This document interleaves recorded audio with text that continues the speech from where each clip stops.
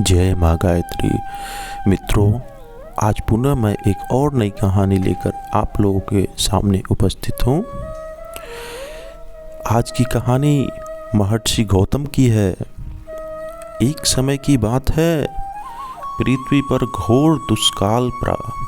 अनावृष्टि के कारण सब ओर सूखा दिखाई पड़ने लगा। बड़े बड़े सरोवर भी सूख गए। पशु पक्षी सभी जल के लिए भटकने लगे। घरों में मनुष्यों की लाशें सड़ने लगी। नीचे से पृथ्वी का पानी सूखा और ऊपर से सूर्य का ताप इतना बढ़ गया कि अग्नि की वर्षा सी होने लगी। यह बात सभी जानते थे कि महर्षि गौतम की तप शक्ति बहुत बढ़ी चढ़ी थी। गौतम गायत्री माता के उपासक थे। सर्वत्र घोर दुर्भिक्ष होते हुए भी उनके आश्रम की भूमि सुरक्षित थी। वहां पर जल और अन्न की कोई कमी नहीं थी। इस स्थिति में बहुत से ब्राह्मण एकत्र होकर महर्षि के आश्रम पर पहुंचे और कुशल क्षेम के अनंतर उन्होंने अपना कष्ट कह सुनाया। महर्षि ने उन्हें हर प्रकार सांत्वना दी एवं उनके वहीं रहने का अनुरोध किया। तदंतर महर्षि ने भगवती गायत्री से प्रार्थना की कि अम्बे, मैं तुम्हें बारंबार नमस्कार करता हूँ। तुम प्राणियों की विपत्तियों को दूर करने में समर्थ हो। इस घोर दुर्भिक्ष के समय भी प्राणियों की सेवा कर सकूं, ऐसा बल दो माते मुझे। तुम ही इस घोर संकट से उद्धार करने वाली हो। माता गायत्री ने कहा, महर्षि, मैं तुम्हें अक्षय पात्र देती हूँ।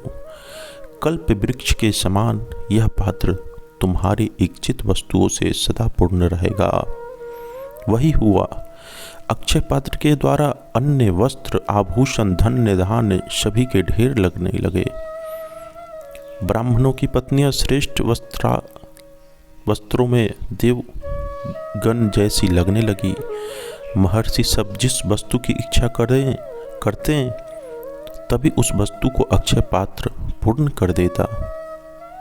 उस समय वह आश्रम चारों ओर 100 योजन बढ़ गया था। वहां भी शोभा इंद्रपुरी से भी बढ़ी चढ़ी हो गई। उस समय गौतम नगरी में यज्ञादि श्रेष्ठ कर्म विधिवत होते थे। देवगण भी यज्ञ भाग पाते हुए प्रसन्न थे। गौतम का यश सर्वत्र छा गया था। देवराज इंद्र ने भी अपनी सभा में इनकी अत्यंत प्रशंसा की। महात्मा गौतम भगवती गायत्री के अनुग्रह से 12 वर्ष तक परिवारों का भरण पोषण करते रहे। महर्षि गौतम की प्रशंसा सर्वत्र फैल गई। उन्होंने प्राणी मात्र के कल्याण की जो प्रार्थना माता गायत्री से की थी, उसके फल स्वरूप जल वृष्टि और धन्य धान्य की उत्पत्ति होने लगी। सूर्य का ताप अपनी विकरालता छोड़कर पूर्वमान पर आ गया। चारों तरफ खुशी और उल्लास का वातावरण रहा।